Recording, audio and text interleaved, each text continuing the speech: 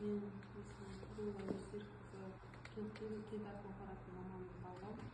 Қоғамдық тыңдаулар өткізу қағидалары бекіту туралы бұйрығына сәйкес жергілікті атқарушы органның өкілі ретінде, яғни премьердің өзімді ұсынамын.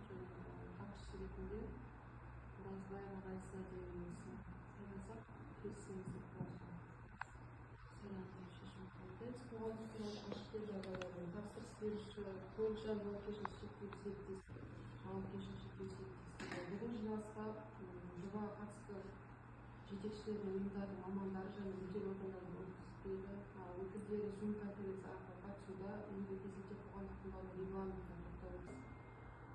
Осы регламентпен келіссеңіздер, қоғамдық тыңдаудың күн тәртібі регламентті бірауыздан бекітілді деп санаймыз. Кезекті баяндамашы Оразбаева Ғайсаға сөз береміз.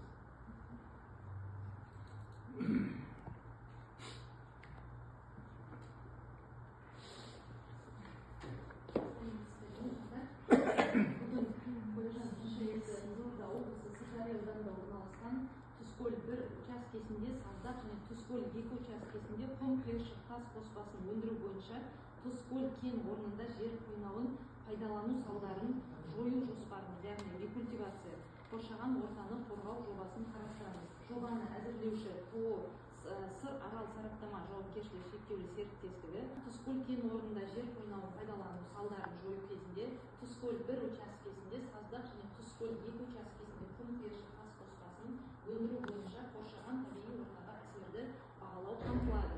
Тұзкөл кен орны Қызылорда облысы Сырдария ауданының аумағында, Қызылорда қаласының облыс орталығынан солтүстікке қарай 120 км қашықтықта орналасқан. Сондай-ақ жұмыстар жүргізу кезеңінде эмиссиялар нормативтерін белгілеу үшін әзірленді. Жалпы рекультивация барысында жұмыс жасайтын қызметкерлер саны 10 адам, ал жалпы рекультивацияның мерзімі 6 ай уақытты құрайды. Жерді рекультивациялау ауыл шаруашылығы бағыты көзделеді. Қазақстан Республикасының кодекстеріне сәйкес учаскені әзірлеу мерзімі 2012 жылдан 2022 жылға дейін 10 жылды құрайды, яғни 10 жыл пайдаланылған. Өндіру учаскелері солтүстік батыстан оңтүстік шығысқа бұрылған, ауданы 10,7 гектарды құрайды. Жобаланатын карьердің контурында құм қиыршық тас қоспасының баланстық қоры Тұзкөл 1-де, яғни Саздақ 115 мың метр кубты құрайды. Тұзкөл 2-де, яғни песчаный жаңағы құм қиыршық 185 мың метр кубты құрайды. Орналасқан жері көрсетілген, ана жерде дұрыс көрінбей тұр, карьер 1, карьер 2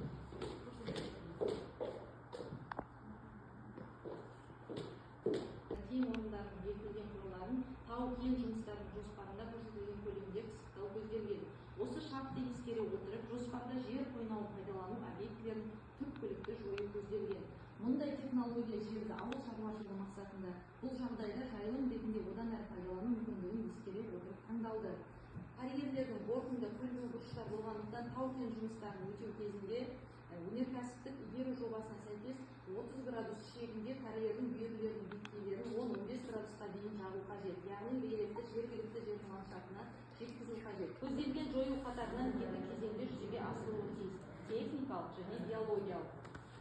Осы жоспар бойынша рекультивациялық негізгі объектілері нақты объект, уақытша үйінді орналастыру орындары, жабдықтар мен ғимараттарды бөлшектенгеннен кейінгі көмекші объектілердің алаңдары, алаңаралық автожолдар арқылы жүргізілу ұсынылады.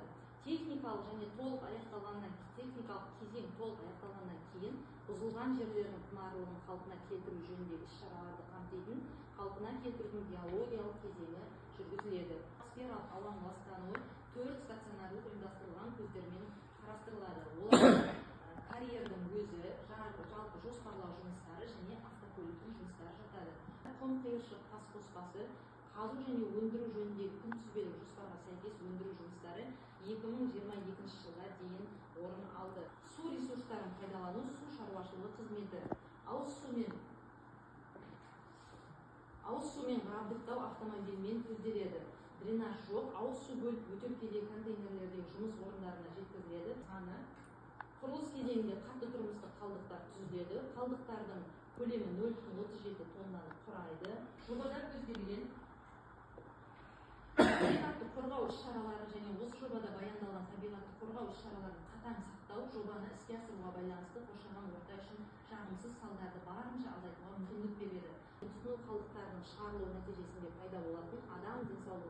әсерін тигізетін қалдықтар.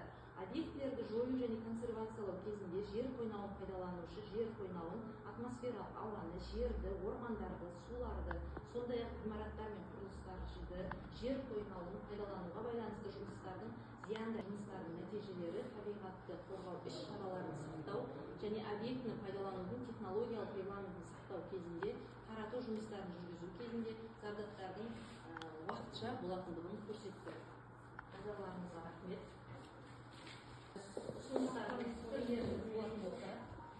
Рекультивацияны енді баставатсыздар ғой, иә? Енді басталады ғой? Басталады, иә. Биологический рекультивация деген не ол? Қалай жүреді? Биологиялық рекультивация бірінші жаңағы техникалық рекультивация, жаңағы автосамосвалмен, бульдозермен тегістеу, басқа жақтан әкеліп. Биологиялық, ол механический это. Биологиялық, как понять? Қалай түсінуге болады? Тереңдікесіздер нені өндірдіңдер ғой? Грунтпен толтырады. Иә. Негізі бұл сіздерден 50 километр қашықтықта орналасады, бұл карьер. 50 километр жерде қашықта бар, қай шамада болады? Тұскөл, Туок Көлжан деген мекеме бар қалада. Иә. Петро Казахстан деген мекеме бар. Иә. Соның жаңағы содан тараған мекеме ғой. Соның кен орындары. Тұскөл деген мекеме бар.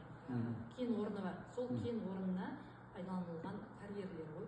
3 жылдан кейін яқты ғой. Строительный проекттері бар, олардың көп этапқа дейін. Біз ең соңғы этабын жасап отырмыз, экология. Тағы да Алма, сізде сұрақ жоқ па? Даусыңыз естілмейді. Мақсаты экологиялық кодекс бойынша жергілікті халықтың ол іске қарсы ма, қарсы емес па? Сіздер енді осы сіздердің аумақтарыңызға қарайды ғой, ол Сырдария ауданында орналасқан. Сол жердің местный тұрғындары өздерінің пікірлерін, ұсыныстарын айту. Мысалы, сіз қарсы болып, мен қарсымын деген сияқты пікіріңіз болса, біз жазамыз. Осындай кісі осындай сұрақ қойды. Рекультивация жасалынбасын, соған қарсымын деп па? Өзіңіз білмей ме енді қалай қайдыруда? Білмегеннен кейін білмеймін ғой, сіздің айтуыңызша бойынша істелмейін деп жатыр, қаралып жатыр, қамтамасыз етіліп жатыр, вокруг-то около по-русски. Енді біз солай жазамыз. Енді ол енді анау жақсы нәрсе ғой, рекультивация деген қайтадан табиғи қалпына келтіру ғой. Соны жасауға қарсыларыңыз жоқ па деп отырсыз ғой сіз? Кім қарсы болады оған енді? Біз енді қайтадан қалпына келтіріп, орнына келтірсе табиғатын. Рекультивация деген қалпына келтіру деген сөз ғой, қазақша айтқанда. Дауыс берейік па, өтті деп есептесеңіздер, қол көтеріңіз. Екі қолыңыз. Қол көтер, көзеге. Өтті деп есептейміз. Қоғамдық тыңдауды жабық деп жариялайды. Қазақстандарда рахмет.